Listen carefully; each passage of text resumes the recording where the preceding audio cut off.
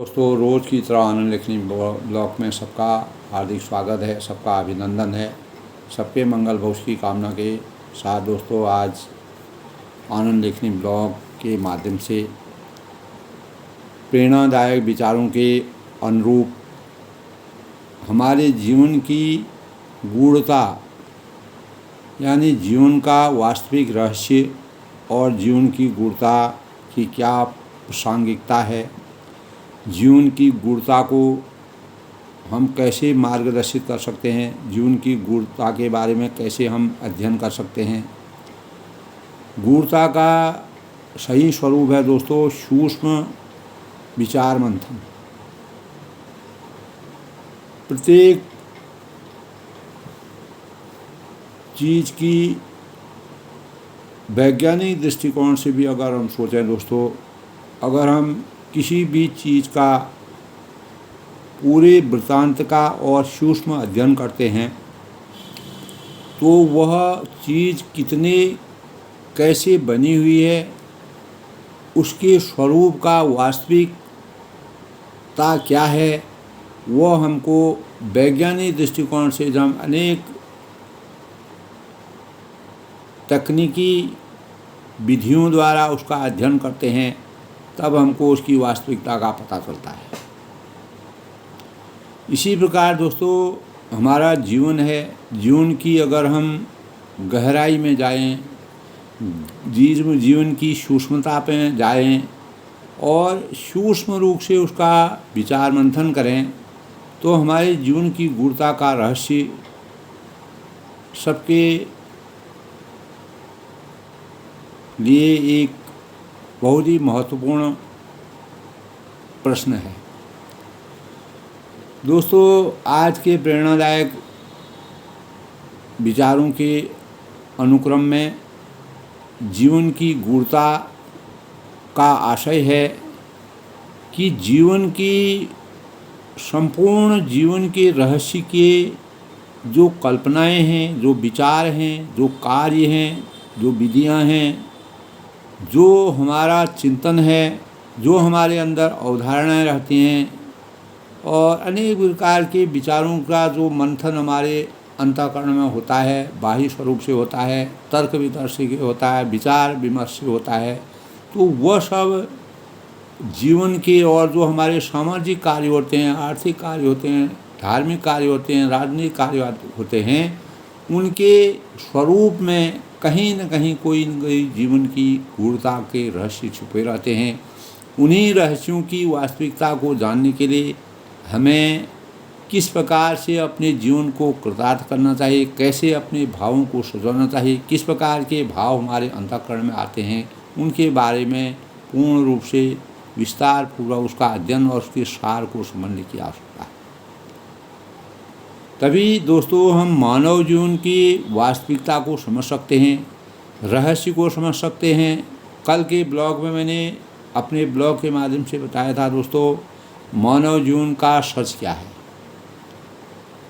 तो दोस्तों हमारा जीवन जो है 5 तत्वों से बना हुआ यह शरीर, क्षिति जल पावक गगन समीरा पंच तत्व या अधम शरीरा। तो ऐसे शरीर को बना हुआ जब यह शरीर जब हमारा अग्नि में प्रवेश करता है तो वह भस्म बन जाता है। तो अंतोगता इस मनुष्य जीवन में जब हम आते हैं तो अनेक प्रकार के क्रियाकलापों को करते हैं, अच्छाई करते हैं, बुराई करते हैं, सत्कर्म करते हैं, नेक कर्म करते हैं, बुरे कर्म करते हैं। जो भी हम अपने कर्तव्यों का निर्वहन प्रत्येक मानव अपनी विचारधारा के अनुसार, अपनी सोच के अनुसार, अपने कर्तव्यों के अनुसार, अपने भरण पोषण के अनुसार, अपनी अपेक्षाओं के अनुसार, अपनी आवश्यकताओं के अनुसार अनेक प्रकार के कार्यों में व्यस्त रहता है। अपने परिवार के लिए, अपने लिए और अपने समाज के लिए, अपने देश के लिए अनेक प्रकार की विधाओं के लोग इस संसार में हैं जो केवल अपने पेट का ही भरण पोषण नहीं कर पा रहे हैं। कुछ लोग ऐसे हैं जो पूरे संसार की संरचना के बारे में सोच रहे हैं।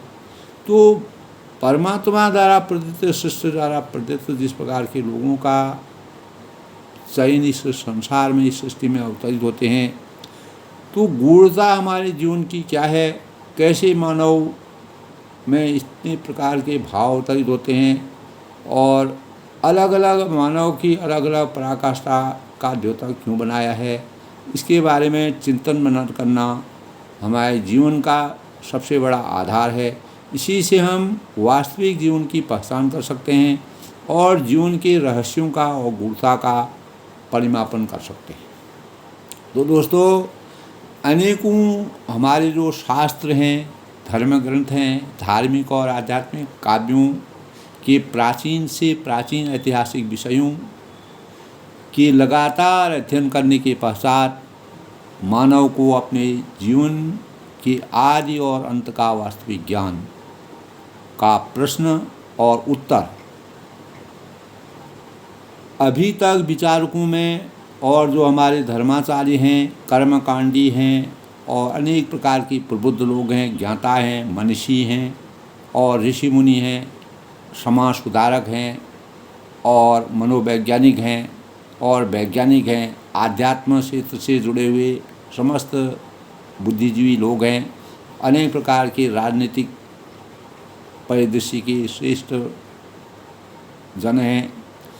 तो दोस्तों, वैज्ञानिक ज्ञाताओं और वैज्ञानिकों के अंतर्गत जो भी गढ़ा हुआ है, जिस प्रकार के अनेक प्रकार के प्रश्न चिन्ह हमारे अंतःकरण में विराजमान होते हैं, आते हैं और जाते हैं, तो मानव जीवन का जन्म से ही पूर्व और मृत्यु के बाद का संसार कैसा होता होगा, इसके बारे में अनेक प्रकार की कल्पनाएं हमारे अंतःकरण में रहती हैं। और यह यक्षी प्रश्न है दोस्तों, जो कि सत्य भी है और इसको कोई नकार भी नहीं सकता है। आदिकाल से ही मानव जीवन में किंग कर्तव्य विमूढ़ की स्थिति में लोगों के लिए अत्यंत जिज्ञासा का विषय बना हुआ। तो मानव जीवन की वास्तविक गूढ़ता को हम क्या समझते हैं कि हम इस संसार में अनेक प्रकार के कर्तव्यों का निर्वहन करते हैं, कार्य करते हैं, अपने कार्यों में सफलता करते हैं, अपने भरण पोषण और अपने समाज के, अपने देश की उन्नति के मार्ग को प्रशस्त करने का प्रयास करते हैं। तो ये सब चीज़ें हमारी गूढ़ता, हमारा रहस्य इसका क्या है, उसके बारे में हमको अपने विचारों को, अपने अंतःकरणों में उन विचारों का ज्ञान होना, उन विचारों का समावेश होना, उनके बारे में अपने अपनी बुद्धि और तर्क के अनुसार विचार विमर्श करना अत्यावश्यक। दोस्तों, हम यदि धर्म ग्रंथों का मूल्यांकन करते हैं तो कुछ धर्म ग्रंथों में, जैसे गरुड़ पुराण में पुनर्जन्म का जिक्र किया गया है और उसके अंतर्गत अनेकों योनियों में भटकने के पश्चात मानव योनि प्राप्त होती है, ऐसा वृत्तांत है। इसका विस्तार से वर्णन है, लेकिन यह कहाँ तक प्रासंगिकता है कि यह विचार करने के प्रमाण है। तो दोस्तों, ऋग्वेद से लेकर दर्शन शास्त्र, पुराण, गीता, योग, रामचरितमानस, अनेक प्रकार के और महाभारत, अनेक प्रकार के और भी धर्मों से संबंधित जो भी ग्रंथ हैं, उनमें दोस्तों पूर्व जन्म से के जीवन के परिपालन का, जीवन के परिमार्जन का रहस्य किया गया है। अनेक प्रकार के रहस्यों को उसमें परिभाषित किया गया है। दोस्तों, किसी भी प्राणी मात्र की जन्म और उत्पत्ति के विषय में स्पष्ट किया गया है कि जो जन्म लेता है उसका किसी न किसी रूप में मृत्यु निश्चित है और कोई भी भौतिक पदार्थ बनने के बाद क्षीण होना भी निश्चित है। क्षीण होने के बाद वह किसी नए स्वरूप में पुनः उत्पन्न होता है और यह सृष्टि का नियम है और यह सर्वविदित है। सभी लोग इस जानकारी के बारे में विज्ञ हैं। सबके अंतःकरण में अलग अलग विचार आते हैं, शोध सबकी अलग अलग होती है, समझाने का अलग अलग भाव हैं और हम किस चीज़ को किस भाव से सोचते हैं, यही गूढ़ता का प्रश्न हमारे अंतःकरण में आता है। दोस्तों, मृत्यु से अलग अलग स्वरूप होते हैं, जैसे बालारिष्टि है, योगरिष्टि है, अल्प है, मध्य है, दीर्घ है, दिव्य है और अंत में अमित से 7 प्रकार की गणना की गई। तो जन्म के विषय में यह दृष्टिकोण है कि विभिन्न साधनों से युक्त होकर क्रिया योगी जब शरीर होता है, काम करने लायक होता है, तब वह जन्म लेता है। और जन्म शरीर और जीवात्मा इनका ही संयोग कहलाता है।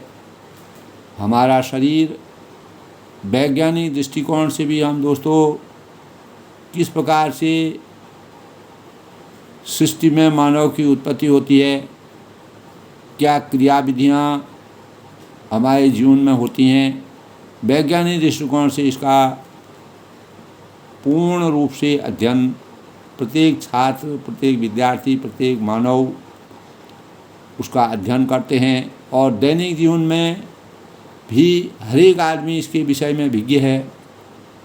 तो हमारा शरीर और जीवात्मा का वियोग दोस्तों मृत्यु कहलाती है।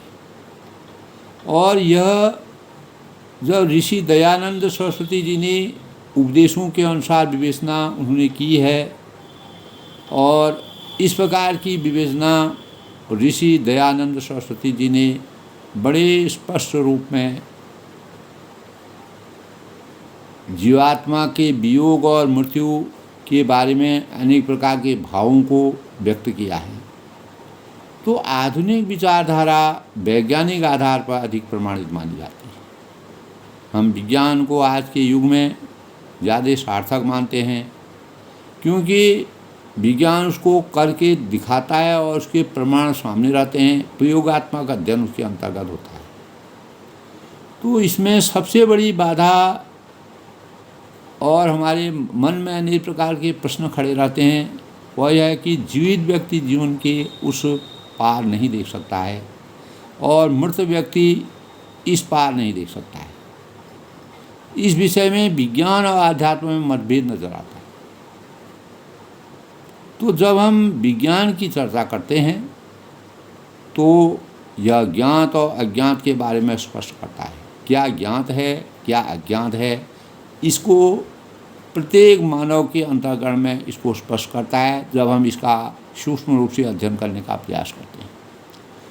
तो एक तो जिसे हम ज्ञात कर लेते हैं, जिसके बारे में पता कर लेते हैं, और वह ज्ञात की श्रेणी में और जिसे हम अभी तक नहीं जान सके, काफ़ी चीज़ें ऐसी हैं जिसके बारे में हमें अभी भी हमारे अंतःकरण में अनेक प्रकार के संशय होते हैं, हम उसकी वास्तविकता को नहीं समझ पाते हैं, तो वह अज्ञात की श्रेणी में आता है। तो विज्ञान की अवधारणा, विचारधारा, परिकल्पना यही है कि दोस्तों सैकड़ों वर्षों के बाद भी इसे जानने का प्रयास जारी है और आगे भी लगातार रहेगा। तो रहस्य तक पहुंचना संभव है। इसी के सापेक्ष दोस्तों हम आध्यात्म ज्ञान और अज्ञात के बीच तीसरे सिद्धांत की कल्पना करते हैं, जिसे अज्ञेय कहते हैं।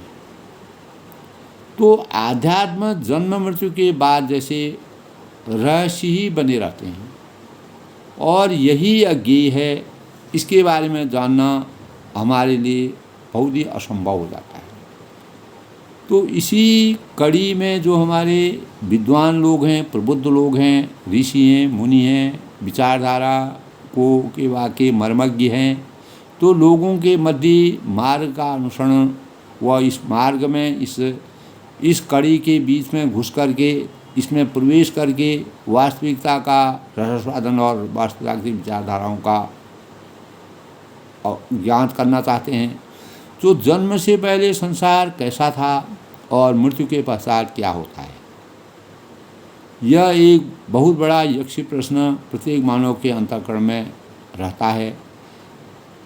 अनेक प्रकार के जो हमारे ग्रंथ हैं, ग्रंथों में हम जिस प्रकार से पढ़ते हैं, तो वह तो दोस्तों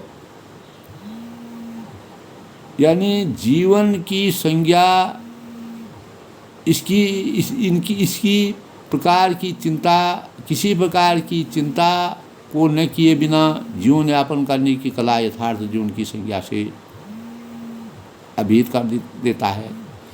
यदि हम सूक्ष्म रूप से विचार करें तो अपने कर्मों का आधिपत्य स्थापित करते हुए हमें अपनी जीवन शैली को कार्यरत रहते हुए स्वर्ग की रचना की भी कर सकते हैं।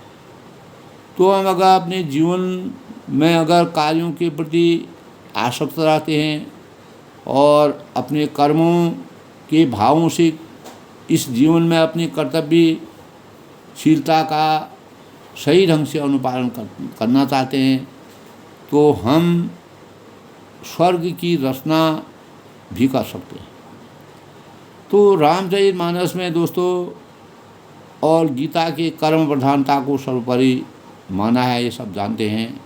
बिना कर्म के हम जन्म या मृत्यु की स्थिति में होते हैं, लेकिन कर्म हमारा हर क्षेत्र में विद्यमान रहता है। भगवान कृष्ण ने इस प्रकार की विचारधारा हमारे सामने रखी, जो जगत की सत्यता जब तक भौतिक शरीर में आत्मा रहती है तब तक हमारे जीवन की सब अपेक्षाएं, महत्वाकांक्षाएं, इच्छाएं और जीवन को सजो कर रखने की अवधारणा हमारे अंतःकरण में लगातार विराजती है। और अपने कर्तव्यों के निर्वहन के लिए हम कर्म क्षेत्र में कूदते हैं, अपने कर्मों के प्रति प्रतिबद्ध होते हैं। तो कर्म प्रधान विश्व रच राखा, जो जस करहि तस फल साखा, या कर्मण्येवा अधिकारस्तु मा फलेषु कदाचन। तो इस प्रकार दोस्तों अतः हम अपने कर्मों के माध्यम से अपने जीवन का मार्गदर्शन करते हैं और हमारे जीवन में भाग्य का निर्धारण हमारे भाग्य पर निर्भर है। हमें जीवन में स्वर्ग व नरक का परिवेश यही नज़र आता है। यही गूढ़ता का रहस्य को समझना सबके मानव हर मनुष्य अपने अंतःकरण में अगर इसको सही ढंग से इसका अध्ययन करें, सोचें, विचारें, तो हम अपने कर्मों के माध्यम से अपने जीवन का मार्गदर्शन करते हैं। क्योंकि चाहे हम वैज्ञानिक दृष्टिकोण से सोचें या आध्यात्मिक दृष्टिकोण से सोचें, तो कर्म भावों को हमारे जीवन का सबसे बड़ा मार्ग बताया है। हमारे जीवन में भाग्य का निर्धारण हमारे भाग्य पर निर्भर है, यह हमारे कर्म क्षेत्र पर आधारित है। तो हमें जीवन में स्वर्ग या नरक का प्रवेश यही नजर आता है। कर्म को शरीर की क्रियाओं से नहीं बल्कि मन, विचार, व्यवहार और भावनाओं से भी संपन्न होता है। तो कर्म के इस रहस्य को समझे बिना मानव जीवन के गूढ़ रहस्य को समझाना, सुलझाना संभव नहीं। दोस्तों विचारणीय है, जब हम कर्म की प्रधानता को सर्वोपरि माना गया है तो यह नीतिगत तथ्यों की आधारशिला है। यही मर्यादा है और यही नीतिगत तथ्य है। हमें अपने जीवन को सकारात्मक दिशा में मार्गदर्शित करने के लिए कृत संकल्प होकर कार्य और कर्म की निष्पक्षता को समझने की आवश्यकता है। तो तभी हम अपने जीवन की गूढ़ता के रहस्यों का और कर्मों की रहस्यता की वास्तविकता को जान सकते हैं। तभी हम जीवन के गूढ़ रहस्यों की जानकारी कर सकते हैं। मानव जीवन में दोस्तों जन्म मृत्यु का चक्रव्यूह इच्छानुसार चलता रहता है, क्योंकि भौतिक शरीर में आत्मा की स्वच्छंदता और मानवता की पहचान बनाने के लिए सभी को अपने निर्दिष्ट कर्तव्य पथ पर अविरलता बनाए रखने की या लगातार चलने की अविरलता रखने की आवश्यकता है। दोस्तों तभी हमारा अस्तित्व सभी लक्ष्यों की गुणात्मकता को सूचित कर पारदर्शिता से भरपूर जीवन यापन कर सकते हैं। तो दोस्तों अपने कार्यों में तप है, बल है और कर्म से जीवन की गूढ़ता का संचार कर मर्यादित आचरण से महान कार्यों के सौजन्य से विजय हासिल कर सकते हैं। यानी जब हम मानव जीवन की गूढ़ता के रहस्य को समझ लेते हैं तो हम अपने कर्म क्षेत्र में कूद करके अनेक प्रकार के कार्यों को करके अपने जीवन को लक्ष्य तक पहुँचा करके अपने जीवन को चरितार्थ कर सकते हैं। तो आज के अंक में दोस्तों इस प्रकार के प्रेरणादायक विचारों में, और यदि हम अनासक्ति और समर्पण भाव से सांसारिक कर्म करने और उसका परिणाम प्रभु पर छोड़ देते हैं, तो परमात्मा का अनुग्रह हमें प्राप्त होता है। यदि वास्तव में हम संयम है, सहिष्णुता है, धैर्य है और सहानुभूति और प्रेम को हृदय में उत्पन्न करना चाहें, तो हमें इनके बदले में हमें मनोवृत्तियों की उच्छृंखलता और स्वार्थ को त्यागना होगा। हमें आत्मा और शरीर दोनों ही की मर्यादाओं का ध्यान रखना होगा। शरीर सांसारिकता और भौतिकता से प्रभावित होता है, पर आत्मा पर इनका प्रभाव नहीं पड़ता है, क्योंकि आत्मा परमात्मा का अंश है और तमाम स्रोतों से हम सद्ज्ञान प्राप्त करते हैं और अपनी वास्तविकता जानने के लिए ईमानदारी से देखें तो कितने प्रतिशत हम अपने आचरण में आत्मसात कर पाते हैं। यदि हम इसकी कुछ ही अंशों का अनुपालन जीवन में करें तो हमें अपनी वास्तविकता का एहसास स्वयं होने लगेगा। दोस्तों, सारी शांति का भंडार अपने ही अंदर मिलता है। जब हम अपने जीवन को टटोलते हैं, अपनी अंतरात्मा को टटोलते हैं, तो हमें शांति का एहसास वहीं से मिलने लगता है। और जिसे पाने के लिए मनुष्य कितने उद्यम करता है, परिश्रम करता है, मेहनत करता है, और सुख शांति पाने के लिए जानना होगा कि हमारे जीवन का उद्देश्य क्या है, और यह जानने के लिए स्वयं को प्रभु के प्रति समर्पित करना होगा। अगर हम आध्यात्मिक दृष्टिकोण से अपने विचारों को चरितार्थ करें, दोस्तों, हम आसुदाओं की पूर्ति में लगे रहते हैं और जीवन के उद्देश्य से भटक जाते हैं। प्रत्येक मानव हम स्वयं अगर अपने इस प्रकार का करते हैं, जो व्यक्त कर रहा हूँ, तो उन्हीं भावों से हर एक मानव अभिशप्त है। तो ऐसी स्थितियों में से बचा जा सकता है अगर हम अपने चिंतन में सही सोच का प्रतिपादन करें, सही सोच का गूढ़ता का परिपालन करें, तो शांति हमारे हृदय में उपस्थित रहती है और ज़रूरत है उसके आभास करने की। और प्रत्येक व्यक्ति अपनी क्षमता के अनुसार दूसरों की सहायता कर सकता है। ज़रूरत है मन बनाने की। जब हमारे अंतःकरण में किसी भी कार्य करने का मन बनता है, तब हम उस कार्य के प्रति पूर्ण रूप से निष्ठावान हो जाते हैं और समर्पण की भावना, त्याग की सामना, निष्काम भाव हमारे अंतःकरण में विराजमान हो जाते हैं। तो दोस्तों, आध्यात्मिकता भी हमें यही सिखाती है कि जीवन को सार्थक बनाने के लिए दूसरों की सहायता की जाए और संसार में इस संसार में, इस भवसागर में दोस्तों, सारी भौतिकता यहीं रह जाती है। गूढ़ और सारे विचार हैं दोस्तों। सारी भौतिकता जीवन भर हम जितना अर्जित करते हैं, जितना सजोकर रखते हैं, सारी भौतिकता जो हमारी महत्वाकांक्षी अपेक्षाएं होती हैं, सब अंतोगत्वा ही रहती हैं। लेकिन हमको परिश्रम की पराकाष्ठा से कभी भी हट करके नहीं रखना चाहिए। बस आवश्यकता इस बात की है दोस्तों, पुण्य परमार्थ करने की, और ऐसा सेवा के बदले कोई अपेक्षा नहीं की जाती है। अगर हम अपेक्षा करेंगे मैंने कुछ दिया और दूसरा मुझसे उसी चीज़ किसी न किसी बीच में कोई चीज़ देगा, तो यही पर हमारी भावनाओं में निस्वार्थता आती है।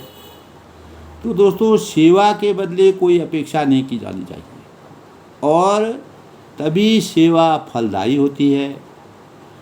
तभी हम जीवन की वास्तविक गूढ़ता को समझ सकते हैं और पारिवारिक जिम्मेदारियों के साथ सामाजिक जिम्मेदारियों का निर्वहन का बहुत बड़ा महत्व है। और तभी दोस्तों सही अर्थों में जीवन सार्थक हो सकेगा और हमें जीवन के प्रति व्यापक दृष्टिकोण अपनाना होगा। जीवन का अर्थ केवल अपने तक ही सीमित नहीं है दोस्तों।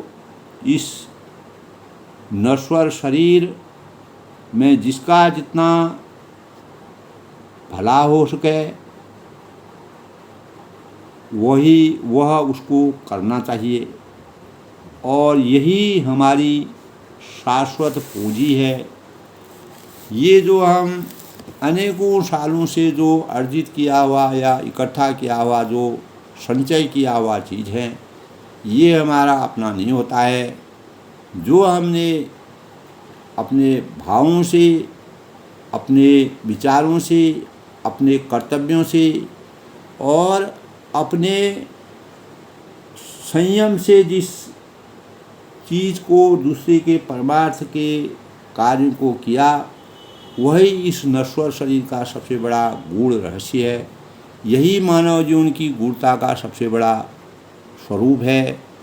इसी मार्ग को अपना करके हम जीवन की वास्तविकता को समझ सकते हैं और इसी गूढ़ता के सौजन्य से मानव जीवन अपने पूरे जीवन काल में किसी प्रकार के रोग है, शोक है, विषय हैं, संशय हैं, अनेक प्रकार की दुर्भावनाओं से वंचित रह करके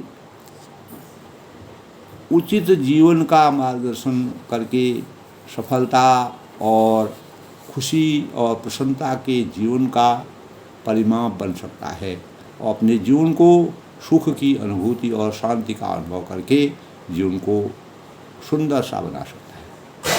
तो आज के गूढ़ता, आज के प्रेरणादायक विषय के अनुसार मानव जीवन की गूढ़ता को हमको किस प्रकार से समझना चाहिए और किस प्रकार से उसको अपने जीवन में चरितार्थ करना चाहिए, उसके संबंध में मैंने अपने विचार विमर्श किए, अपने भावों को व्यक्त किया।